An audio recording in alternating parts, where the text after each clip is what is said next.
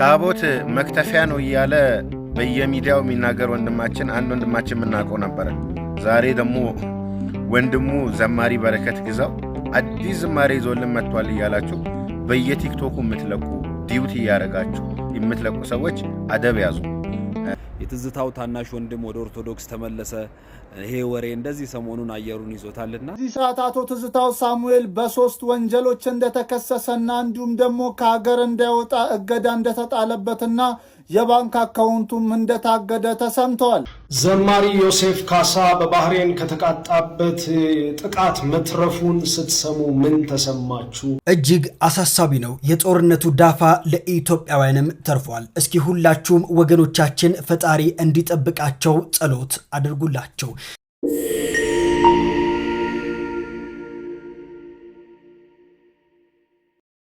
የባህሬኑ ጥቃትና ዘማሪ ዮሴፍ ካሳ ምን አገናኛቸው? ዘማሪ ዮሴፍ ካሳ ለአገልግሎት የሄደበት ባህሬን ላይ እነሆ ከሰሞኑ ጥቃት መፈጸሙ ይታወቃል። ይህም ታዲያ ለአገልግሎት በሄደበትና ባረፈበት ሆቴል ጀርባ በ30 ደቂቃ ልዩነት ውስጥ ነው አደጋው የተፈጠረው።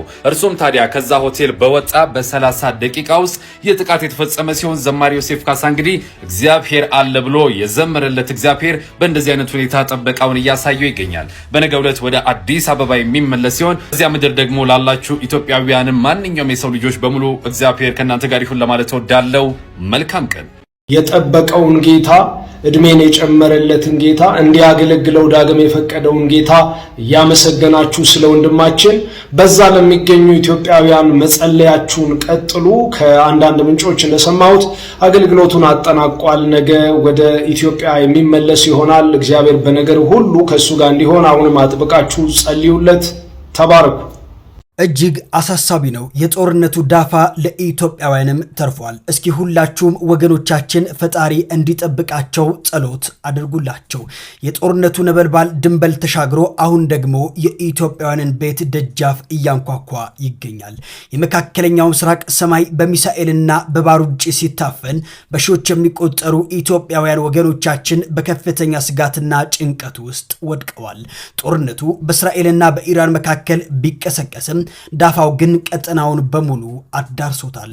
ከእስራኤል ምድር እስከ ቴሄራን፣ ከተባበሩት አረብ ኤምሬትስ እስከ ዮርዳኖስ፣ ከኳታርና ባህሬን እስከ ኩዌት ድረስ የሚኖሩ ኢትዮጵያውያን ወዴት እንሸሻለን በሚል በከፍተኛ ውጥረት ላይ ይገኛሉ። በሰው ሀገር ባይተዋር ሆነው ለቤተሰቦቻቸው ኑሮ የሚለፉት ወገኖቻችን ዛሬ የጥይት ድምፅና የሚሳኤል ጩኸት ስጋታቸው ሆኗል።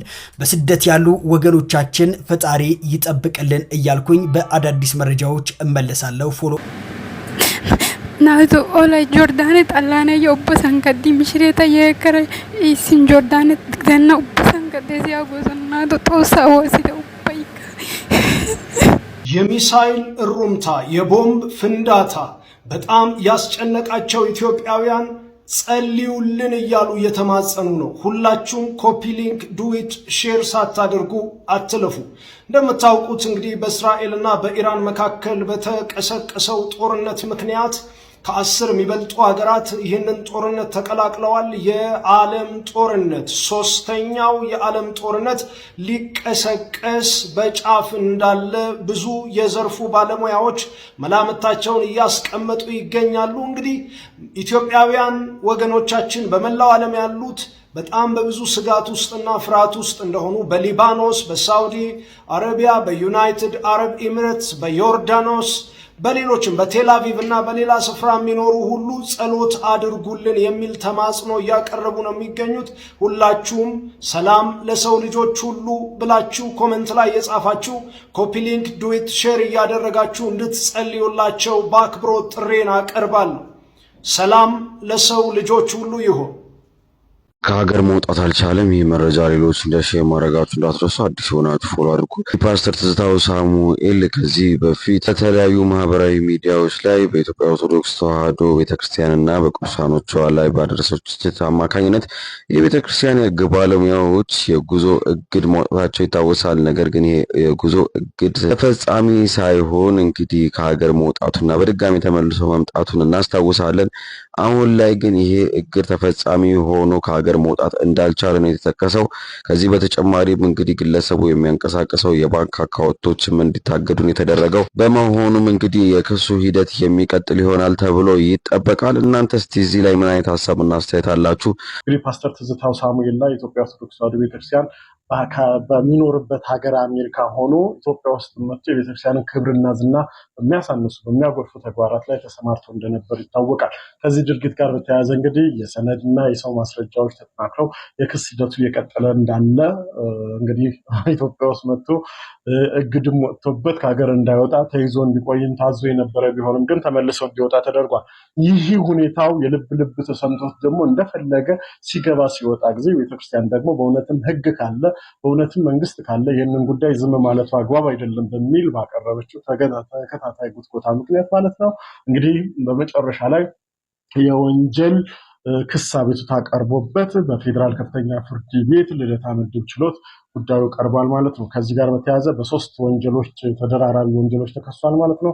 በወንጀል ህጉ፣ በኮምፒውተር ወንጀል፣ በኮምፒውተር አዋጁ እንዲሁም ደግሞ በሐሰተኛ መረጃን ስርጭት አዋጁን እነዚህን ሶስቱን መሰረት ባደረገ ተደራራቢ ወንጀሎች ኃላፊና ተጠያቂ ወንጀለኛ ሊባል ይገባል በሚል ቀርቧል። ከዚህ ጋር በተያያዘ የሰነድ ማስረጃ ከተለያዩ መንግስታዊ ተቋማትም ተደራጅተውበት የቀረበበት ሁኔታ አለ ማለት ነው። ስለዚህ ይህንን መንግስት በእውነት አለው ብሎ የሚያስብ ከሆነ እንዲህ አይነት ወንጀለኞችን ለፍትህ አደባባይ እያቀረበ ተጠያቂ ማድረግ አለበት የሚለው እንግዲህ የፍትህ የህግ የበላይነት የሚረጋገጥበትን መንገድ የሚያመላክት መንገድ እያየን ነው ማለት ነው። ከዚህ አንጻር መንግስት ያደረገውን ነገር እናመሰግናለን። በተመሳሳይ ደግሞ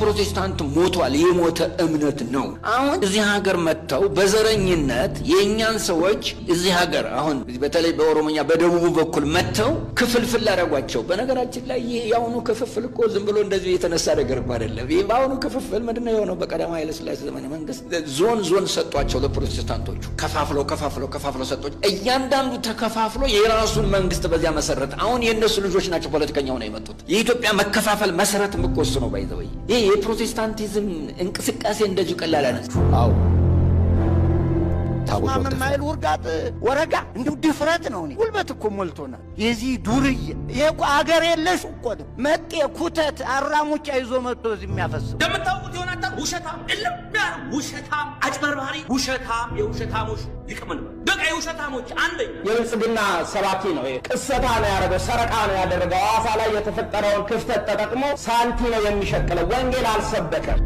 ነገራችሁ አዎ ታቦት መክተፊያ ነው። ፕሮቴስታንት ጎረምሶች ቢዝነስና ኢየሱስ የተንታታባቸው ገንዘብና ግንዛቤ ጦርነት የከፈለባቸው ኪሳቸውና ነፍሳቸው የተንታታባቸው ስግብግቦች፣ ሆዳሞች፣ ባለጌ ስንቶች ይፈጠራል። ያን ሰፈራል አይነት ዘላ የዚህ ጎረምሳ የዚህ ዱርዬ እንዴት ነው እንደው እማይቲያን ከለከ እኮ ነው። ይሄ ጎረምሳ እንዴት ደፈረ ነው? እንዴት ባለገ ብልግና እኮ ነው። ዱርዬነት ነው፣ ማፈያነት ነው። ዮናታን ተኩላ የበግ ለምድ ለብሶ ግን መጥቷል። አሁን ተኩላው ተገፈፈ፣ ማንነቱ ታወቀ። ይህ ፓስተሮቹ ያልገባችሁ በነገራችሁ ላይ ማለት ነው ድንቁረው እኮ አንድ ተራ ሰው ያልተማረ ምንም የማያውቅ ሰው ስለመቤታችን ቢለፈልፍ አይደንቀንም። ከአጋንንት ከመናፍቃን የተሰወረች ናት እሷ።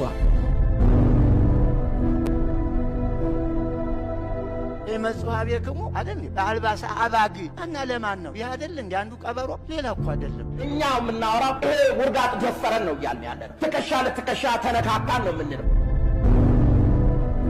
ፓስተር ዮናታን አፍንጫ የራሱ መዓዛ የለውም። አፍንጫ የሚያሸት ሜዳ ያለ ቆሻሻ ነው የሚያሸት። ምክንያቱም አፍንጫ ራሱ መዓዛ ስለሌለው ነው። አፍንጫ ናቸው እነሱ፣ የራሳቸው መዓዛ የላቸውም። የቅዱሳን መዓዛ የላቸውም። ቁርጥ አባታቸው ሰይጣንን ይመስላሉ ማለት ነው። አዎ ታቦት መክተፊያ ነው። መንፈሳዊ ጥቃትም ተከፈተብን። ይሄ ሃይማኖት ስህተት ነው ተብሎ መናፍቃን በር ተከፍቶላቸው በጀት ተመድቦላቸው ሁሉ ነገር እየተደረገላቸው ዘመቻ ተካሄደ። እንዳውም የጣዖት አምልኮ ኦፊሻሊ ፖለቲካ ድጋፍ ማግኘት ጀመረ። ከዝንብ ማር አይጠበቅም እንደሚባለው ምንጊዜም ከመናፍቃን ምንድነው የምንጠብቅ? ምንም አንጠብቅ። የዲያብሎስ ልጆች የግብር ልጆቹ የአሪዮስ ወንድም የመቅዶኒዎስ ታናሽ የንስጥሮስ አበጋዝ አንተ የናቡከደነጾር መልእክተኛ የሰዶም ነጋሪት መቺ ወይንህ ከገሞራ አንተ ሰዶማዊ አንተ የገሞራ ልጅ ዳሩ ይገባሃል እንዴ ሰይጣን ፓስተሩን ራሱን ተሻለ ብትሉት መድኃኒት ውጭ ተሽሎኛል ኢየሱስን ውጣ ሆኖ እንዲሁ እኮ ይድረስ እኮ እንዲሁ ድንቁርና እንዲህ አድርጎ ቤት ይሰራል ጥበብ ቤቷን እንደሰራች ድንቁርና ቤቷን የሰራችባቸው ሰዎች እኮ ናቸው እነዚህ የዚህ ዘመን መናፍቃን እግዚአብሔር ሲረዳ ማጅሞች መሆናቸው ይሄ የመናፍቅ ጸሎት የእንስሳ ነው በቃ ዝም ብሎ ፕሮቴስታንት እምነት መሰረት የለውም ተስፋው ምድራዊ ነው ወዳቸው ክብራቸው አምላካቸው ነው ለመናፍቃን እርጋታ የላቸውም ችኩልነት ሁከት ጭምጨባ ድልቃ ይወዳሉ እንገራችሁ አው ታቦት መክተፊያ ነው ሰበር መረጃ አለ በጣም ነው የገረመኝ እኔንም ጨምሮ የትዝታው ሳሙኤል ልጅ ማነው የትዝታው ሳሙኤል ታናሽ ወንድሙ በእናቱ በአባት አይገናኙም በእናት የሚገናኙት የትዝታው ሳሙኤል ታናሽ ወንድም ዘማሪ በረከት ወደ ተሐድሶ እንግዲህ ትዝታውን ምን ያደረገ ተሐድሶ ሰዎችን በጣም ያስደነገጠ ነገር ነው ያደረገው ምክንያቱም ከዛሬ ነገ ተሐድሶ እና የፕሮቴስታንቲዝም እንቅስቃሴን ይቀላቀላል ተብሎ በጣም ሲጠበቅ የነበረ በጣም ታለንት ፉል የሆነ የሚገርም ተሰጥኦ ያለው ግጥም የሚጽፍ ዜማ የሚሰራ ልጅ ነው እና ከዛሬ ነገ ኦፊሻሊ በተሐድሶ እንቅስቃሴ ውስጥ ይካተታል ተብሎ ሲጠበቅ እሱ ግን ባልተጠበቀ ሁኔታ ድምጹን አጥፍቶ ለኦርቶዶክሳዊ የሆነ ዝማሬ ማተቤን አልበጥስም ብሎ ኦርቶዶክሳዊ የሆነ አዲስ የንስሐ ዝማሬ ይዞ መጥቷል። ታቦት መክተፊያ ነው እያለ በየሚዲያው የሚናገር አንድ ወንድማችን የምናውቀው ነበረ። ዛሬ ደግሞ ወንድሙ ዘማሪ በረከት ግዛው አዲስ ዝማሬ ይዞልን መጥቷል እያላችሁ በየቲክቶኩ የምትለቁ ዲዩቲ እያደረጋችሁ የምትለቁ ሰዎች አደብ ያዙ። ዘማሪ በረከት ግዛው ይባላል። ያው ጓደኛችን ነው፣ በቅርብ የምናውቀው ጓደኛችን ነው። በዲላ ደብረገነት ቅዱስ ሚካኤል ቤተክርስቲያንም አንድ ላይ እናገለግል ነበረ እና አሁን ላይ በጣም የሚገርም ድንቅ ዝማሬ ይዞልን መጥቷል። ዝማሬው ማይካድ ዝማሬ በጣም ደስ የሚል ለአንደበታችን የሚጣፍጥ በእውነት እየጣፈጠ የምንሰማው ዝማሬ ነው። እኛም ዲዩት አድርገን ዝማሬውን ሰርተንበታል። ግን ወንድሙ ነው ብለን ወይ ያለቀስን አለም የሰራ ነው። ዲዩት ስታረጉም ስትሰሩም ያው ዝማሬውን እያሸበሸባችሁ ወይ ደግሞ አንድ ላይ እየዘመራችሁ ስሩ እንጂ ብዙም አታልቅሱ። ሌላው ግን ምንድነው ትዝታው ሳሙኤል ወንድሙም አይደለም፣ በምንም አይገናኙም፣ በሰፈርም አይገናኙም፣ ከና አይተዋወቁ እና ሪፖስት እና ዲዩት ያደረጋችሁ የምትሰሩ ሰዎች ይህ ስልክ ስለያዛችሁ ብቻ ካሜራችሁን ደቅናችሁ ይሄ የዋህ ህዝብ ላይ አትጫወቱበት። ከዚህ በኋላ እውነታዎችን ነው የምንናገረው። ያው የጠላን ይጥላ። በዚህ ሰዓት አቶ ትዝታው ሳሙኤል በ3 ወንጀሎች እንደተከሰሰና እንዲሁም ደግሞ ከሀገር እንዳይወጣ እገዳ እንደተጣለበትና የባንክ አካውንቱም እንደታገደ ተሰምተዋል። ሰሞኑን እንደዚህ አይነት መልእክቶችን እያያችሁ በውስጥ የምታወሩኝ ሰዎች አላችሁ። ለእናንተ ነው ይህን ቪዲዮ የምሰራው። እስኪ ሁሉ ሰላም ነው እያላችሁ ኮመንት ላይ ጻፉ። ከዚህ በፊትም እንደምታስታውሱት በቅርቡ የትዝታው ታናሽ ወንድም ወደ ኦርቶዶክስ ተመለሰ። ይሄ ወሬ እንደዚህ ሰሞኑን አየሩን ይዞታልና ምንም የተፈጠረ ነገር የለም፣ ሁሉ ሰላም ነው። ነገር ግን እኛ ስንናገረው ብቻ ለክስ የሚያቀርብ ከሆነ ይህ ትክክል አይደለም። ስማቸውን ካልተሳሳትኩኝ አቡነ ሉቃስ ታቦት ወጥቶ ድባብ ተይዞ በትረሙሲያቸውን ጨብጠው ያው የሚመራው ዶክተር አብይ ቢሆንም የጴንጤ መንግስት ብለው ስለሚያስቡ ዘር ማንዘሩ ይጥፋ ብለው ሲራገሙ አልነበር? እና አቡነ ማርቆስ ምን ነበር ሲሉ የነበረው? መጤ አራሙጫ። ታዲያ አንተዛዘብም ወይ? ይሄ ነገር ትክክል አይደለም። በጳጳሳት ደረጃ ወጥተው ሃይማኖቱን እንዲሁም ደግሞ የሚመራው መሪያችንን ጭምር ሙልጭ አድርገው ሲናገሩ ነበረ። ሲኖዶሱ እንኳን በዚህ ጉዳይ ላይ አስተያየት አልሰጠም ወይም አላወገዛቸውም። እንደውም ትዝ ይለኛል አቡነ ሩፋኤል ጋምቤላው ናቸው ወጥተው ምላሽ የሰጡት። ስለዚህ ሁላችንም ራሳችንን ቼክ ብናደርግ መልእክቴ ነው። ተባረኩልኝ። ኦርቶዶክስ ጠል ነው ይሉሃል። ኦርቶዶክስን ስለምጠላ ነው ወይስ ሰዎች እንዲድኑ ስለምትፈልግ ነው? ጠልነ ቤተክርስቲያኒቱን ትጠላለህ? የምር በጣም ጥሩ ጥያቄ ነው እንዳልክ። ምናልባትም የብዙ ሰዎች ጥያቄ ዛሬ እንደሚመለስ አምናለሁኝ። እኔ ኦርቶዶክስን ልጠላ የምችልበት ምንም አይነት ሪዝን የለም። ምንም ኦርቶዶክስን የምንቃወምበትና እንደ እግዚአብሔር ቃል ስንመዝነው ምናፈርሳቸው ትምህርቶች አሉ። ያን በማድረጋችን ኦርቶዶክስን ጠላን፣ ኦርቶዶክሳውያንን ጠላን ማለት አይደለም። ይሄ ገልብጦ መረዳት ነው ብዬ አስባለሁ። ወይም ደግሞ አንዳንዴ እውነትን እንደ ሐሰቱን ደግሞ እንደ እውነት እየገለበጠ የሚሰራ መንፈስ ነው ሰይጣን፣ አታላይ ነው። ስለዚህ ለወገኖች አገልግለናቸው ላለፍናቸው ወገኖች የምንናገረውን መልካም ነገር የሐሰትን ትምህርት አፍርሰን እውነትን ሳጸና ወይም ደግሞ እውነትን ስመሰክር ያንን ነገር እንደ ጠላትነት አድርጎ በሰዎች አይምሮ እየሳለ ያለ የክፉ መንፈስ አሰራር ነው እንጂ ብዙዎች የተቀየሩ ነው። ለምሳሌ ብዙዎች የተለወጡ ነው። ከኦርቶዶክስ ወደ ጌታ እየመጡ ነው። እኛ ባይዘወይ ከኦርቶዶክስ ወደ ጌታ ነው የምናመጣው ሰዎችን እንጂ ወደ ሆነ ድርጅት አይደለም፣ ወደ ሆነ የማይጠቀሙበትና ጥፋት ወደ ሞላበት መንገድ አይደለም የምናመጣቸው፣ ወደ ኢየሱስ ነው። ኢየሱስ ደግሞ መንገድ፣ እውነት፣ ሕይወት ነው። ሁሉን ነገር የሆነልን ኢየሱስ ነው። ስለዚህ ሰውን እንዲድን ወንጌል ስትነግረው ስለምትጠላው ሳይሆን ስለምትወደው። ምክንያቱም እኔ ባልወዳቸው ኦርቶዶክሳውያን እህቶቼን፣ ኦርቶዶክሳውያን ወንድሞቼን፣ እናቶቼንና አባቶቼን ባልወዳቸው ኖሮ የሚጠቅማቸውን እውነተኛውን ወንጌል ልነግራቸው አልችልም።